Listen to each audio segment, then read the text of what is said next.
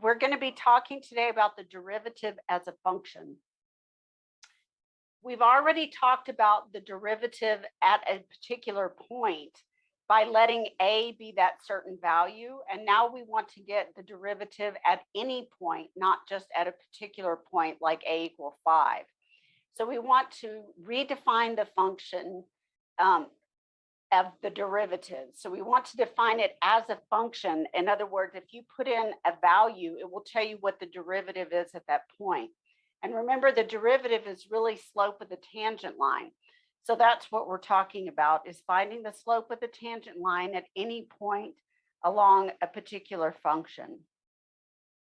Now, the two definitions that we use to find the derivative as a function are the h version and the delta x version.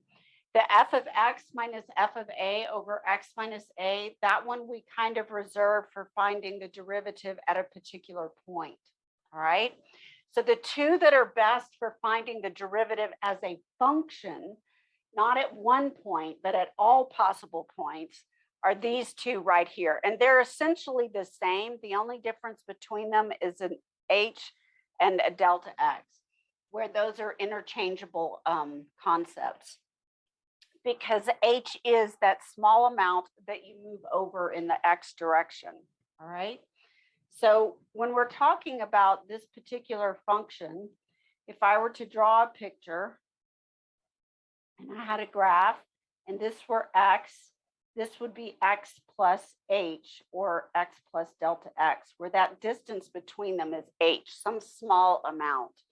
And we're talking about allowing h to go to 0 so that we can find the slope of the tangent line at any particular point x, all right?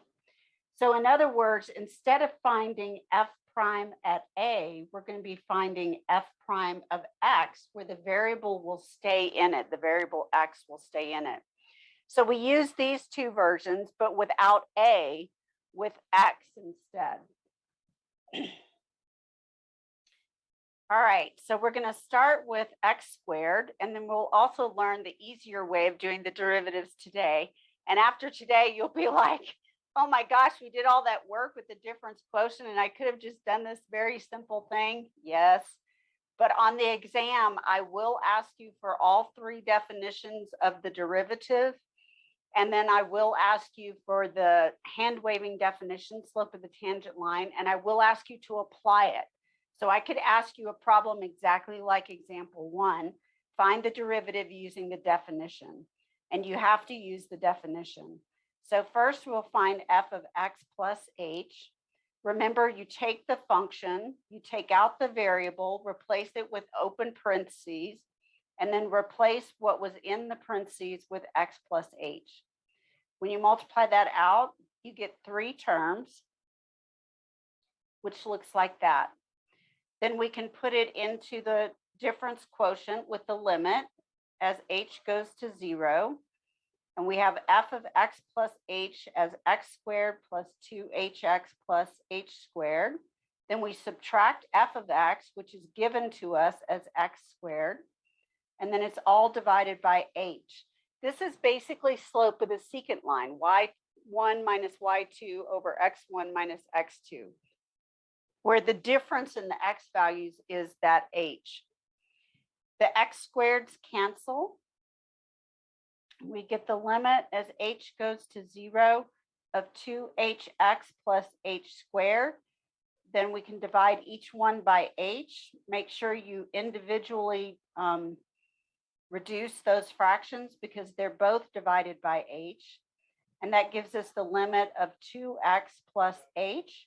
And as h goes to 0, you can substitute 0 now for h, and you get 2x.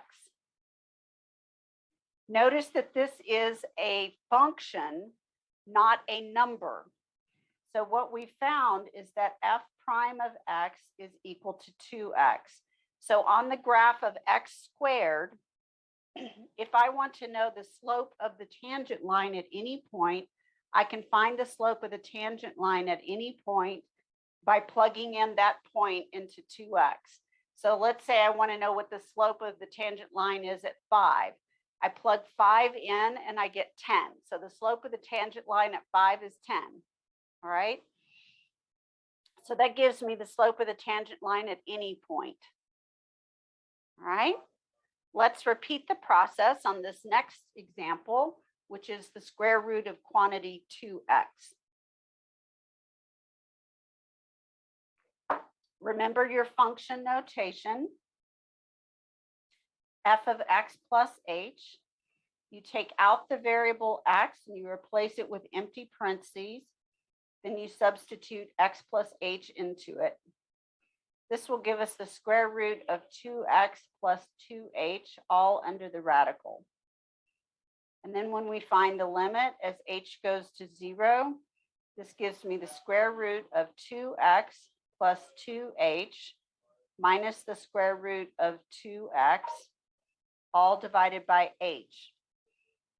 Now, if I tried to plug in h equals 0, I'm going to get 0 in the denominator and 0 in the numerator. So it leads to that indeterminate form of 0 over 0 if you plug in. So what might I try to find this limit? What would be the next step? Would you multiply by the conjugate pair? Yep. Multiply by the conjugate of the part with the radical. So I'm going to multiply by radical 2x plus 2h plus radical of 2x. I'm trying to get that hidden factor that's causing 0 over 0 to come out so that I can cancel it. So I multiply by the conjugate divided by itself. And that's going to give me the first term times itself, just lifts off the radical, and I get 2x plus 2h. The outside gives me a positive product of the two radicals. The inside gives me a negative product, so they cancel out. And then I have the square root of 2x times itself with a negative, so it gives me minus 2x. I leave the denominator square factored because I'm hoping to reveal that factor that's causing the problem. And then in the numerator, the 2x's will cancel. And that leaves me with 2h in the numerator. H is a factor in the denominator, and then the radical term from the conjugate. And then the h's cancel. So the whole point of doing the multiplication by the conjugate was to get this factor of h over h to come out so that we could see it. So now we can cancel the h. And now when we plug in, we should not get 0 over 0. So when I plug in this time, I get 2 over the square root of 2x plus 2 times 0 plus the square root of 2x, which is equal to 2 over the square root of 2x plus the square root of 2x, which is 2 over 2 square roots of 2x. The 2's cancel, and I get 1 over the square root of 2x.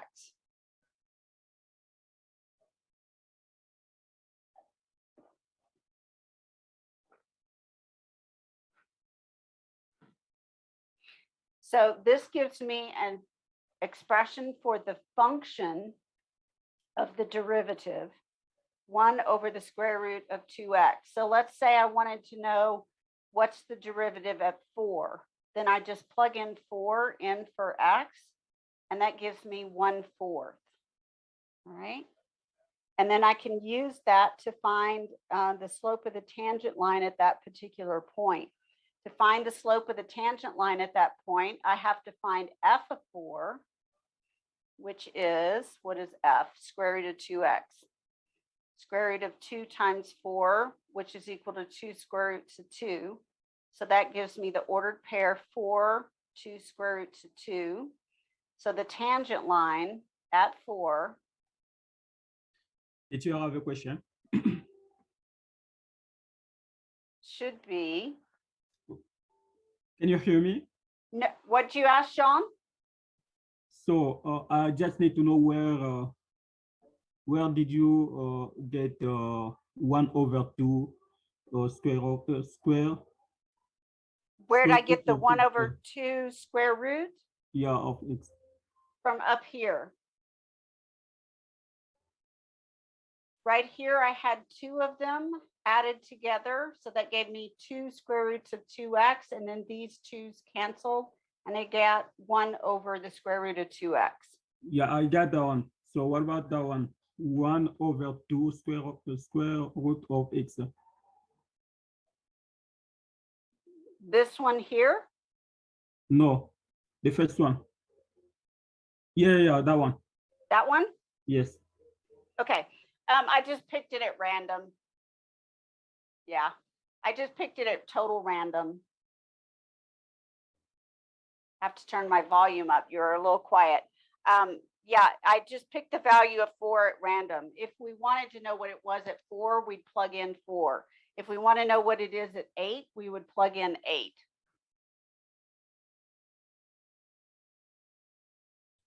Okay. So this is like a different problem, if you will. All right. Oh, okay. So then this gives us y minus 2 square root of 2 equal to 1/4 x minus 4. So that would be the tangent line at x equal to 4. All right. So you can use the formula to find the derivative at any point. If you want the derivative at 4, you just plug in 4. If you want the derivative at 2, you just plug in 2, and you can get the derivative anywhere. It's a formula. All right. Okay, let's try this next example. And I think I'm going to return it onto the next page. There we go.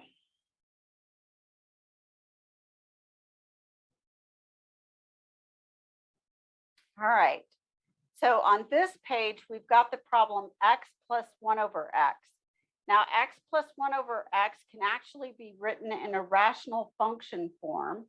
And I would probably do that first. So that's x squared over x plus 1/x, where I got a common denominator by multiplying x over 1 by x over x. And so that gave me the common denominator. And this becomes x squared plus 1/x. And this is the same thing as f of x. Any questions about how I got the new equation for f of x? Okay. All right. Then the next thing, and the reason I would do that is it's difficult to deal with ones that are mixtures of fractions and not fractions. It's easier if it's all a fraction or not a fraction. So then we're going to find f of x plus h. We're going to take our function and we're going to open up holes wherever we have the variable x.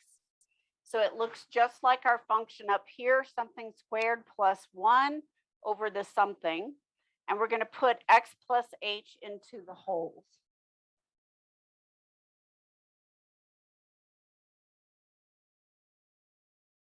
So this is going to give me x squared plus 2hx plus h squared plus 1 over x plus h.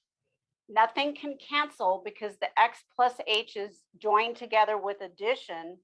And so either all of it goes together as a group or none of it goes. So now the next thing we want to do is plug this into the difference quotient to get the derivative function, which is the limit as h goes to 0 of f of x plus h, which is x squared plus 2hx plus h squared plus 1 all over x plus h minus f of x, which is this up here, right here. So we get x squared plus 1 over x all over h. Now, if we were to put in that h is 0, if we were to plug in h is 0, we're going to get the indeterminate 0 over 0 form. And you get to where you can kind of tell that just by looking. anything with h would drop out and you get x squared plus 1 over x minus x squared plus 1 over x. So that goes to 0 and h goes to 0. So you'd have 0 over 0.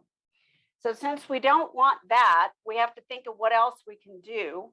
And probably what we should do is get rid of the complex fraction by multiplying by the lowest common denominator of all the little denominators. But in order to do that, I need to write the denominator in complex form by putting the h over a 1. So the little denominators that I have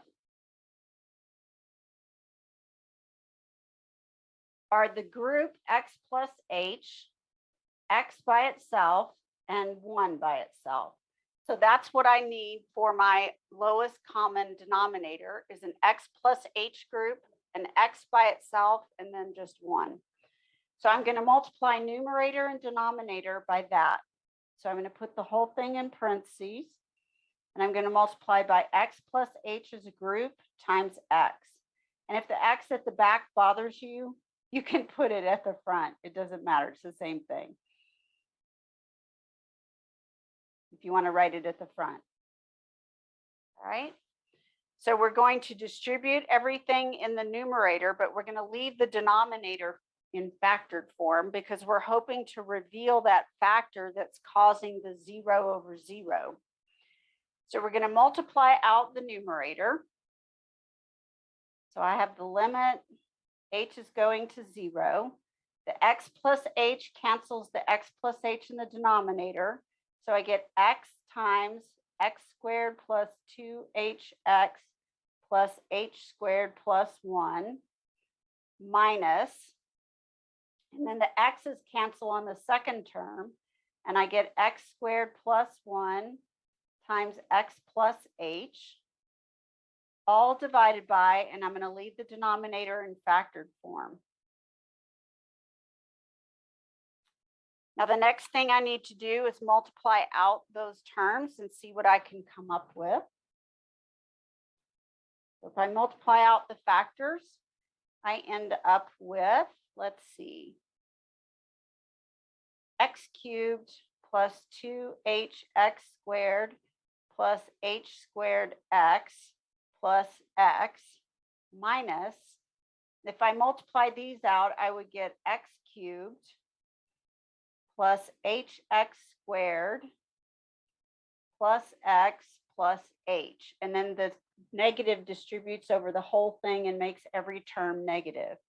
So minus x cubed minus hx squared minus x minus h, all divided by the factors h, x, and quantity x plus h. All right, you have to be careful with the algebra to make sure that you get the right sign on all the terms and that you distribute correctly, because otherwise what's supposed to cancel won't cancel. All right, so I've got an x cubed and a minus x cubed.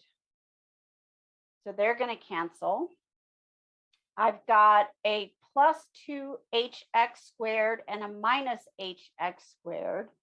So that's going to give me a 1hx squared.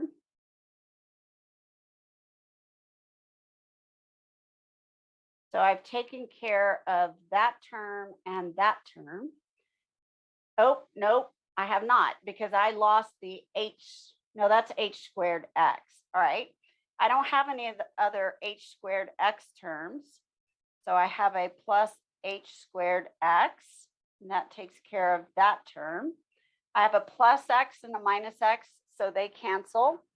And then I've got a minus h.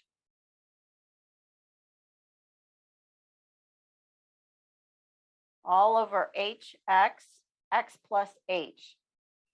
We still haven't found the factor that was causing the 0 over 0, but there's an h factor in the numerator. So you factor it off the terms of the numerator.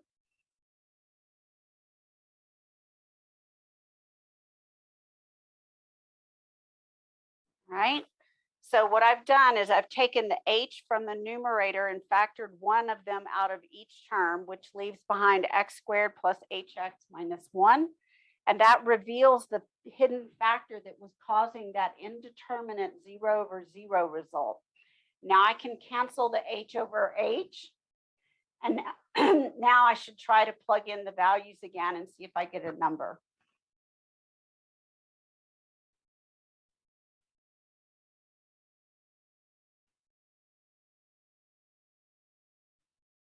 Which is going to give me the limit. Well, I guess I don't need to write limit again. I can just plug it in. So I get x squared plus 0 times x minus 1 over x times x plus 0, which gives me x squared minus 1 over 2x. Right? And that is the formula for the derivative at any given point on the graph, the original graph. Johanna, Derivative. Yes? sorry, question. Wouldn't it be x squared in the bottom? Oh, my bad. Thanks, Juan. I'm sleeping today. All right, yes, x squared. All right, which you could reduce it and split it into 2 terms. I'm fine with it like that, but you could also write it like this. Right? And that would work as well. Either one of those.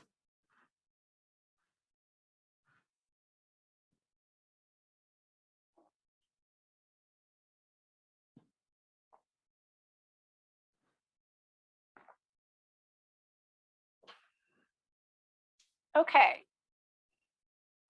Let's take a look now at equivalent notations for the derivative function. There are lots of different ways of writing down the derivative function f prime of x, and we'll probably use all of these except the last two.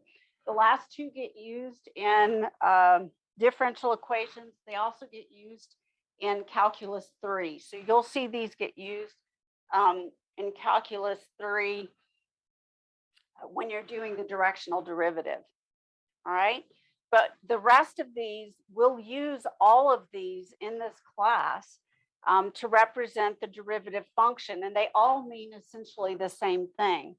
So f prime of x is the one we've been using.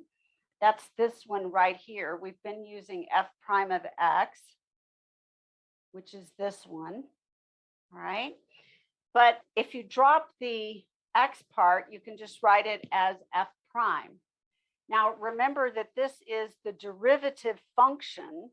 And so you can also write the derivative function with a d by dx. So this notation of d by dx means to take the derivative of the function with respect to the variable x. So it's written in fraction form, but it's not actually a fraction, it's an operation. It says take the derivative of the function x where x is the variable, all right? So whatever variable is used in the denominator, that's what it considers the variable in the function to be, all right? So if it had d by dt, then it would be considering t to be the variable in the function, all right? So it depends on what's written. You can also abbreviate that notation by dropping the of x and just writing df dx, all right, which we usually just say like that, df dx. We don't say df by dx necessarily. It's divided by, but we typically just say df dx. Since f of x is really the y variable in a function, we can also write dy dx. This is a very common way of writing it. This is very common. This one is common as well. Actually, they're all fairly common, but this one is especially common. You will see the derivative with respect to x of y of x less often. You'll see this one more often in a differential equations class, which would come after calculus 3. So you would see that one more in Diffie-Q. And then y prime and y prime of x, again, you would see these more often in differential equations but you will see them at least once this semester when we do implicit functions. All right. And these are all different ways of writing the same thing, which is the derivative of a function with respect to x. And instead of writing f prime of a, we can use this bar notation right here. And we can write the derivative with respect to x of f, evaluated at, say, x equal 5. What does that mean? It means find the derivative of the function f with respect to x and plug in the value 5 so that you're finding the slope of the tangent line at 5. All right, so this long vertical bar is a way of indicating substitution. So the long vertical bar means to substitute 5 in the result of what you have on the left-hand side. And this is very common notation as well. The d by dx, written in fraction form, but not representing a fraction, and dy dx, these are Gottfried Leibniz's notation. And they're the most commonly used notations for the function of the derivative. Now, when Newton did this, he used a dot and sometimes he used a bar. Mostly he used a dot, but he was not consistent and it didn't have the same meaning. Leibniz's notation allows us to do some manipulation with that notation as if it were a fraction that always works. So we're still using his notation some 320 years later. All right. All right.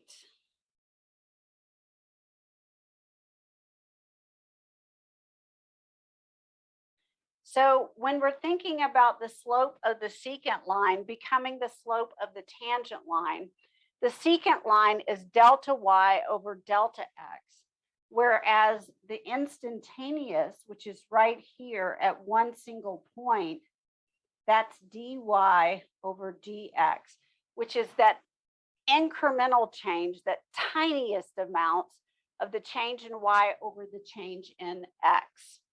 All right. Okay. And it's the limit of the secant line as delta x goes to 0. So dy dx is equal to the limit as delta x goes to 0 of delta y over delta x. This is where the delta x notation makes a little bit more sense than the h notation. It is a small change in the x value. And when you're looking at the graph up here, what you're talking about is you have this change in x, which is getting smaller and smaller, so that the slope of the secant line is approaching the slope of the tangent line as the point gets closer and closer to the same value. All right. Okay, let's talk about derivatives and continuity.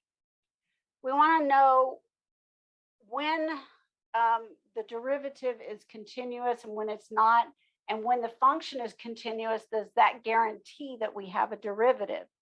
If you have a derivative, we call that being differentiable.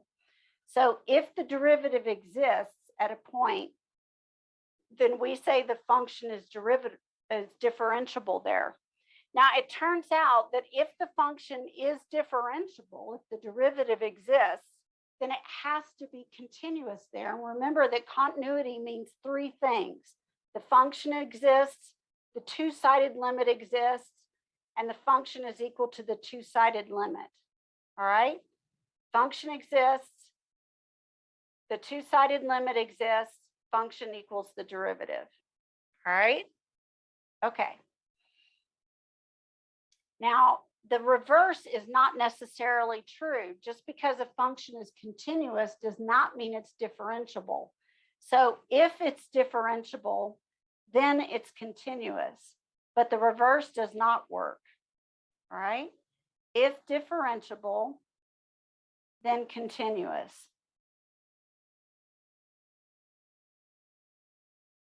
But continuity does not mean differentiability.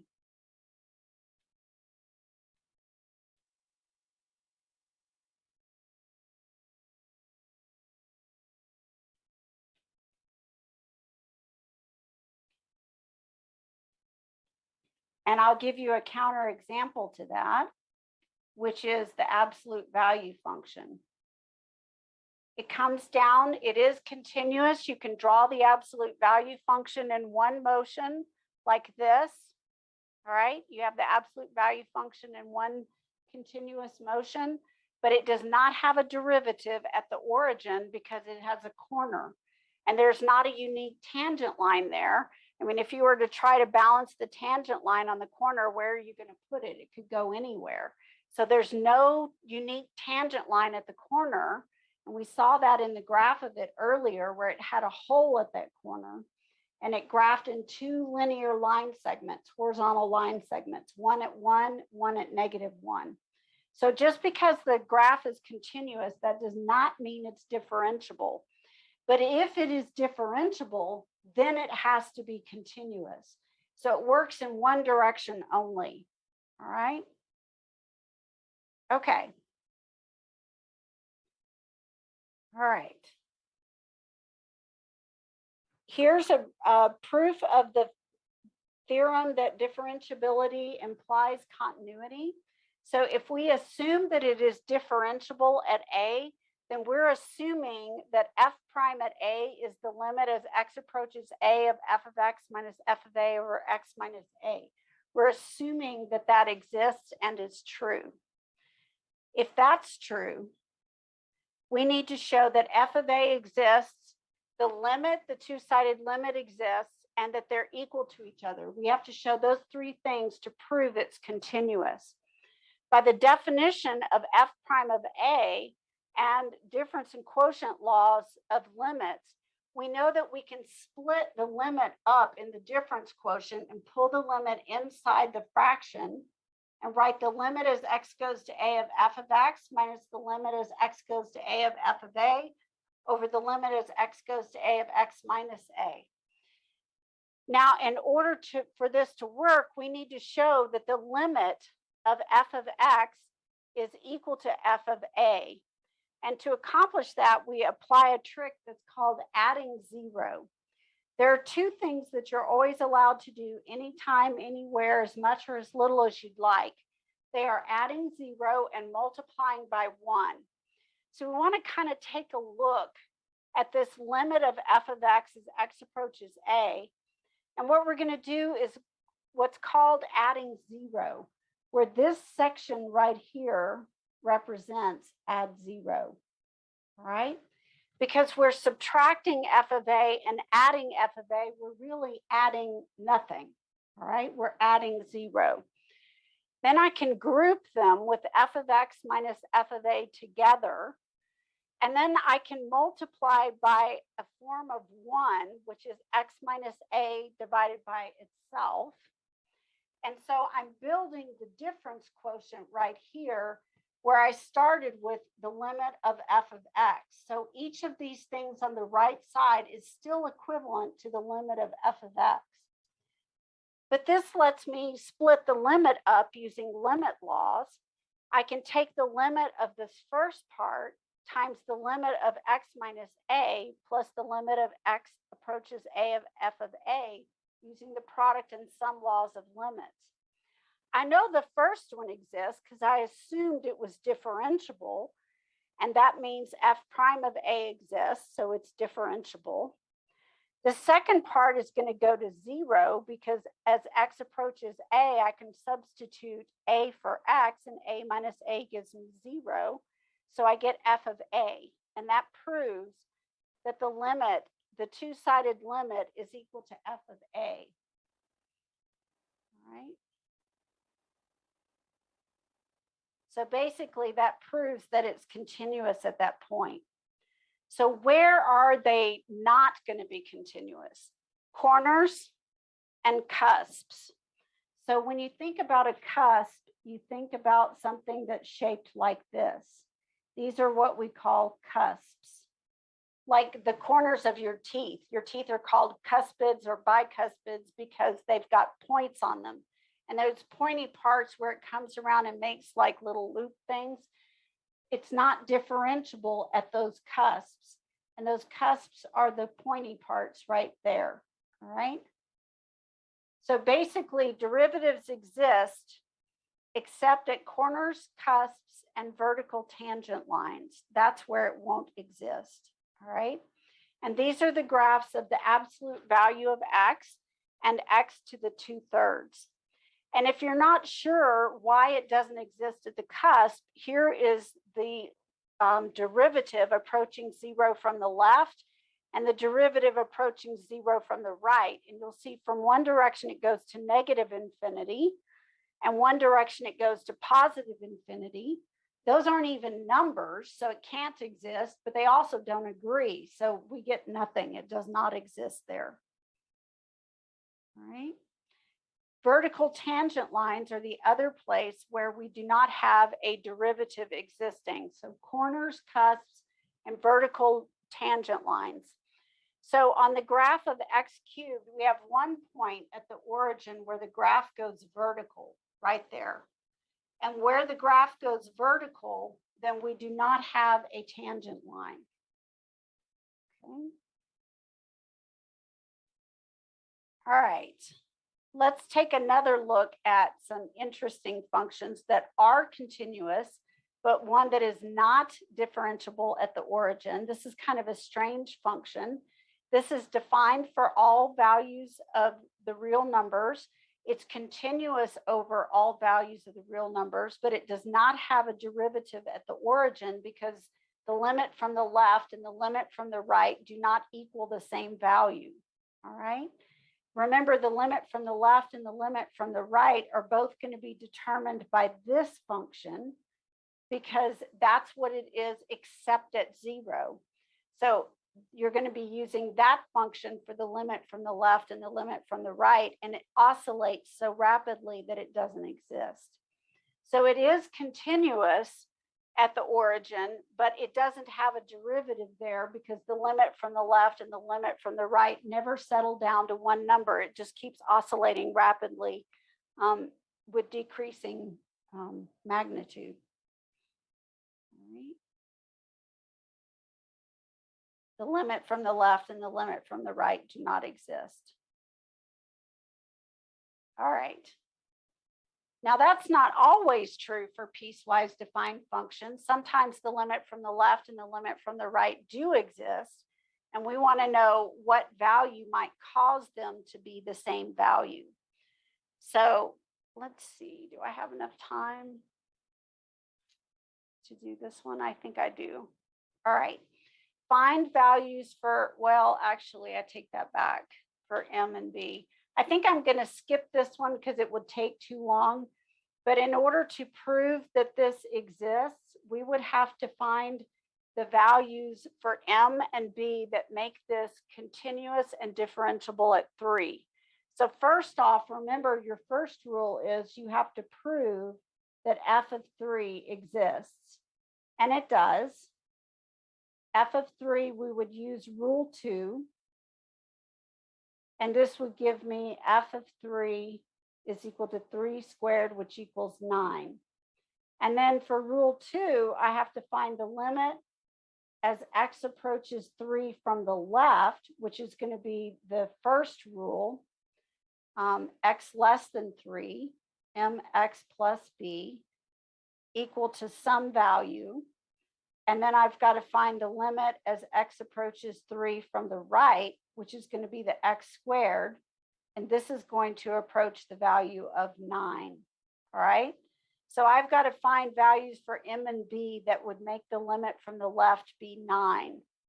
And then that would exist because all 3 of them would be the same value. But I don't want to take the time to work all the way through this one this time. So we're going to skip it right now. And if we have time at the end of class, we'll come back to it.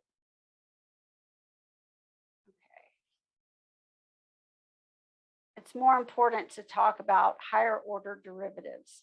All right. So what are higher order derivatives? We have first derivative, which is what we've been talking about, but we also have things called second derivative, third derivative, fourth derivative, and so on. So we have lots of derivatives that can be applied to a function, sometimes infinitely many derivatives. When you're talking about a position time graph, The derivative of position is velocity, and the derivative of velocity is called acceleration. So if you want to let your position function be s of t, and this is your position function, then the derivative of s of t is velocity, which we usually write as v of t, all right? Now, velocity also has a derivative, which is acceleration. So the derivative of velocity is acceleration. But then it's like we've done the derivative twice on the derivative of the position, and we have. So we mark that with 2 primes instead of 1. So we have 2 primes, which is the second derivative of position, which is the first derivative of velocity, which gives us acceleration. There's actually another one for the position, velocity, acceleration relationship. The derivative of acceleration is called jerk.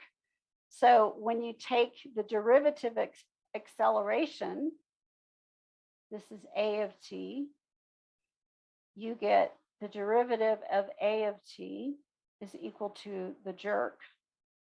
It's like in your car where you're driving along and somebody floors it and you have that sensation of your head popping back, you getting jerked by the car. That's called the jerk. That's the rate of change of acceleration with respect to time. It's the second derivative of velocity, and it's the third derivative of the position time graph. And we do write 3 tick marks to indicate the third derivative of the position time graph. And then the second derivative of velocity, first derivative of acceleration, and that's what's known as jerk. All right. Now, once we get to the fourth derivative, we kind of give up on the prime notation and we start using a different notation. So here are our derivatives. So let me put the first derivative up here above. So first derivative, we have f prime of x, or just f prime, or y prime of x, or just y prime, or dy dx, or df dx. +172086882. Or, let's see, what else do we have? Df of x by dx. All right. So we have these values for the first derivative up here. The second derivative you write with 2 prime marks, or in the d by dx form, you put a 2 between the d and the y and a 2 after the x. Now, what does that mean? The normal notation for this is d squared by dx squared. What that means is you're doing the derivative 2 times with respect to x both times. That's what you interpret it as. The derivative twice with respect to x both times with the 2. All right. So when we're looking at the notation, where you put the 2 sort of determines the meaning of it. So the 2 goes between the d and the y, or the d and the f.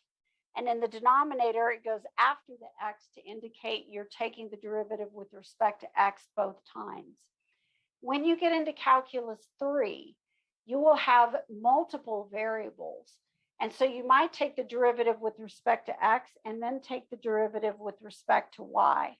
So you could have the derivative of f with respect to x and then with respect to y, which is why we have this notation of dx twice, because that means do it with respect to x, do it with respect to x again. All right. Now, when you get into the third derivative, we have 3 prime marks, which indicate the third derivative, and we use a 3 in Leibniz's notation. All right. When we get to 4, we give up on the tick marks because it's just too many tick marks to keep track of. And instead, we put the 4 in parentheses. And this represents the fourth derivative, all right? Okay. And then this notation is the same. And then once we reach the fourth and the fifth and the nth derivative, we continue with the derivative number in parentheses between the f and the x where the prime notation would have gone. And then we leave that number in the d by dx form. So we only use the prime notation for first, second, and third. What does it really mean? Well, if you're really looking at the third derivative, it means you're taking the derivative of the derivative of the derivative. That's really what it means. The derivative of the derivative of the derivative. So the second derivative with respect to x both times of the first derivative and so forth. That's what you're really doing. Okay. Now let's take a look at a relatively simple one. We want to find the second derivative using our notation that we have right here. So we're going to start by finding f prime of x. And f prime of x is the limit as h goes to 0 of f of x plus h minus f of x all divided by h. All right. So then we can find f of x plus h, which is something squared. Replace it with x plus h. That gives us x squared plus 2hx plus h squared. So we get the limit as h goes to 0 of x squared plus 2hx plus h squared minus x squared all over h. The x squareds cancel. We can reduce the h's over h, and we get the limit as h goes to 0 of 2x plus h, which is equal to 2x. That's our f prime of x. Then if we want to find the second derivative, we repeat the process on that part right there. So we repeat the entire process by repeating it on this function. So f double prime of x is going to be the limit as h goes to 0 of f prime of x plus h minus f prime of x all over h. All right. So if we plug in x plus h into the 2x, we get 2x plus 2h.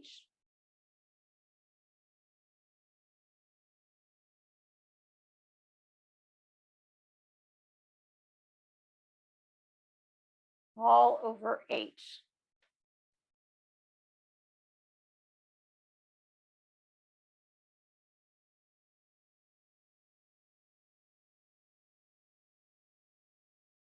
The 2x's cancel, and we get the limit as h goes to 0 of 2h over h, which is just 2. So the second derivative is a 2.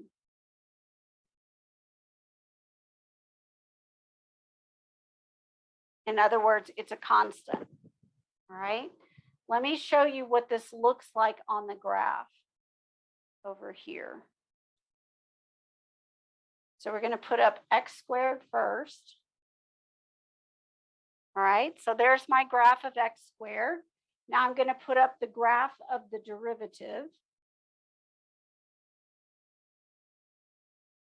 All right, there's the graph of the derivative. Does everybody see where that's the graph of the derivative? Notice that where it has a minimum on the original, I have an x-intercept on the derivative. Now, the derivative of the derivative is going to be a line y equal 2. That's the derivative of the derivative. So this is the second derivative. So what is the slope of this line? It must be 2. All right. We can scroll in a little bit. Make it a little clearer. All right. Okay. And I think all I have left to do are a couple of examples of doing the same thing. But I think, let's see, let's take a look at 12. I think we have enough time to finish 12. I don't know if we have enough time to get to 13. We'll see. The position of a particle along a coordinate axis at time t is given by s of t equals t cubed in meters. Find the function that describes its acceleration at time t, a of t. So remember that a of t is equal to v prime of t, which is the second derivative of position. So I'm taking t cubed and I'm going to find the derivative twice. So first I'm going to do f of x plus h, which is going to be x plus h cubed, which is going to give me x plus h times x plus h times x plus h, which is going to give me x squared plus 2hx plus h squared times x plus h, which gives me x cubed plus hx squared plus 2hx squared. You guys check my algebra. Plus 2h squared x plus h squared x plus h cubed. I think I got it. It should be 1331 from the binomial theorem.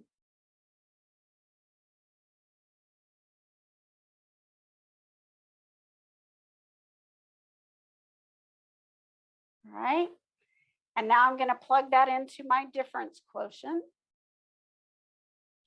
So I have the limit as h goes to 0 of f of x plus h minus f of x all over h, which gives me x cubed plus 3hx squared plus 3h squared x plus h cubed minus h or x cubed all over h. And I forgot my limit.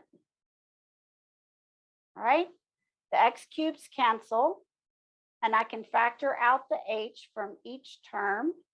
And that's going to give me the limit as h goes to 0 of 3x squared plus 3hx plus h squared. When h goes to 0 and I plug that in, the only one that's going to stay is the 3x squared. That's the first derivative. So f prime of x is equal to 3x squared. Then I'm going to repeat the process on that particular term. All right. So to get the second derivative, I have to repeat it.